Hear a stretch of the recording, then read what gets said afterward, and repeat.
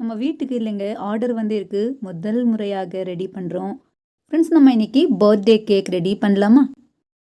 நமக்கு first order வந்து இருக்கு. ரொம்ப எக்ஸைட்டடில் இருக்கேன். ஃப்ரெண்ட்ஸ் பாருங்க, நான் கேக் ரெடி பண்ணி வச்சது நல்லா இருக்கியா? எதுவுமே ஹார்ட் ஒர்க் இல்லைங்க. ரொம்ப ஈஸியான மெத்தடில் இந்த வீடியோவில் இருக்கும். கண்டிப்பாக வீடியோ ஃபுல்லாக வாட்ச் பண்ணுங்கள். ஃப்ரெண்ட்ஸ் முதல்ல ஒரு பவுலில் 4 பெரிய ஸ்பூன் பட்டர் ரூம் டெம்பரேச்சரில் இருக்குது. ரெண்டாவது பொருள் 2 ஸ்பூன் எண்ணெய். கூடவே எசன்ஸ் சேர்க்கணும். நான் இன்றைக்கி பைனாப்பிள் எசன்ஸ் யூஸ் பண்ணுறேன். ஒரே ஒரு மூடி போதுங்க. கூடவே பவுடர் சுகர் 150 கிராம் சர்க்கரை இந்த மாதிரி கிரைண்ட் பண்ணி போடுங்க. 10 to 15 மினிட்ஸ்க்காக நல்லா இந்த மாதிரி பீட் பண்ணிடுங்க.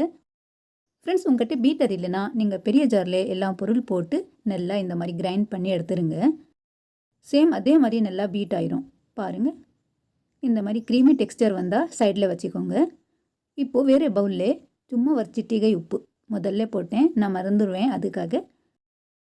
கூடவே 250 கிராம்ஸ் மைதா மாவு, 1/4 கிலோ இருக்குது. 100 கிராம் கிளாஸில் 2 கிளாஸ் பால் எடுத்து ஒரு கிளாஸ் போடுங்க. மைதா மாவில் பால் நல்லா மிக்ஸ் பண்ணிக்கோங்க. பீட்டர் இல்லைன்னா நீங்கள் ஸ்பூனில் கூட நல்லா மிக்ஸ் பண்ணிக்கலாம்.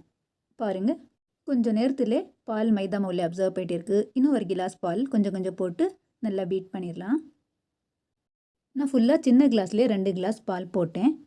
மில்லி லிட்டரில் 200 மில்லி இருக்கும். லம்ஸ் இல்லாத நல்லா பீட் பண்ணிக்கோங்க. நான் கூட நல்லா பீட் பண்ணிட்டேன். இப்போது முதல்ல க்ரீம் ரெடி பண்ணி வச்சோம், அந்த பட்டரில் இந்த மாவு போடுங்க. நான் 2 டைம் போடுறேன். பவுல் ரொப்பிட்டு இருக்குது, அதுக்காக கொஞ்சம் கொஞ்சம் போட்டு நல்லா மிக்ஸ் பண்ணிக்கோங்க. ஃபுல்லாக நான் 1/4 கிலோ மாவு போட்டேன், அதுக்காக பவுல் ரொப்பிட்டு இருக்குது. பாருங்கள், 2 டைம்ஸ் போட்டு இந்த மாதிரி நல்லா பீட் பண்ணால் நம்ம பேட்டர் ரெடி ஆயிரும். அவ்வளோதான். லாஸ்ட்டில் சோடா மாவு, பேக்கிங் சோடா கொஞ்சம் பேக்கிங் பவுடர் ரெண்டுமே சேர்த்து தண்ணி கொஞ்சமாக போடுங்க. ஆக்டிவேட் ஆகிறதுக்கு கொஞ்சம் தண்ணி போட்டு நல்லா மிக்ஸ் பண்ணி மாவில் மிக்ஸ் பண்ணிக்கோங்க. மிக்ஸ் பண்ணுறது டைமில் ஒரே ஒரு டைரெக்ஷனில் மிக்ஸ் பண்ணிக்கோங்க. நம்ம கேக் நல்லா உப்பி வரும். சும்மா கொஞ்சம் நிமிஷத்துக்கு நான் பீட் பண்ணுறேன், அவ்வளோதான். இந்த மாதிரி ரவுண்ட் ஷேப்லேயே நான் போடுறேன். ரவுண்டாக கேக் இருந்தால் நல்லா இருக்கும். பட்டர் பேப்பர் எண்ணெய் போட்டு மைதா மாவு ஸ்ப்ரிங்கிள் பண்ணிவிட்டு ரெடியாக வச்சுட்டேன். இதில் பேட்டர் போட்டு நல்லா டேப் பண்ணிக்கோங்க. ஏர் பபுள்ஸ் இருந்தால் எல்லாமே போயிடும். மேலே ஸ்பூனில் இந்த மாதிரி நல்லா ஃப்ளாட்டாக பண்ணிக்கோங்க. ஃப்ரெண்ட்ஸ் வாங்க இப்போ அடுப்புக்கிட்ட போகலாம். ஒரு பாத்திரத்தில் உப்பு போட்டு ஸ்டாண்ட் வச்சு சூடாயிரத்துக்கு வச்சேன். 40 to 45 மினிட்ஸ்க்காக நல்லா பேக் ஆகட்டும். மூடி க்ளோஸ் பண்ணிவிட்டு மேலே பாத்திரத்துக்கு க்ளோஸ் பண்ணி விடுங்க. இப்போ வாங்க க்ரீம் ரெடி பண்ணி வைக்கலாம். முதல்ல 3 பெரிய ஸ்பூன் பட்டர், கூடவே சர்க்கரை பவுடர். 50 கிராம் பட்டருக்கு 50 கிராம் பவுடர் சுகர் போடுங்க. கொஞ்சம் பைனாப்பிள் எசன்ஸ் போடலாம். 10 to 20 மினிட்ஸ்க்காக நல்லா பீட் பண்ணிடுங்க. நல்லா க்ரீமி டெக்ஸ்டர், கலர் பாருங்கள், இந்த மாதிரி சேஞ்ச் ஆயிரும். சூப்பரான க்ரீம் ரெடியாக இருக்குது. நம்ம க்ரீம் கொஞ்சம் சேஞ்ச் ஆகணும், அதுக்காக எல்லோ கலர் சேஞ்ச் பண்ணிடலாம். பைனாப்பிள் எசன்ஸ் போட்டிருக்கோம், அதுக்காக சும்மா எல்லோ ஃபுட் கலர் கொஞ்சம் போடுங்க. பால் போட்டு நல்லா மிக்ஸ் பண்ணிவிட்டு 5 நிமிஷத்துக்கு பீட் பண்ணி விடுங்க. நம்ம க்ரீம் ரெடி ஆயிரும். பாருங்கள், பைனாப்பிள் எசன்ஸ் போட்டு பைனாப்பிள் க்ரீம் ரெடி பண்ணிட்டேன். அவ்வளோதான். இதே மாதிரி பேக்கரியிலே ரெடி பண்ணுறோம்.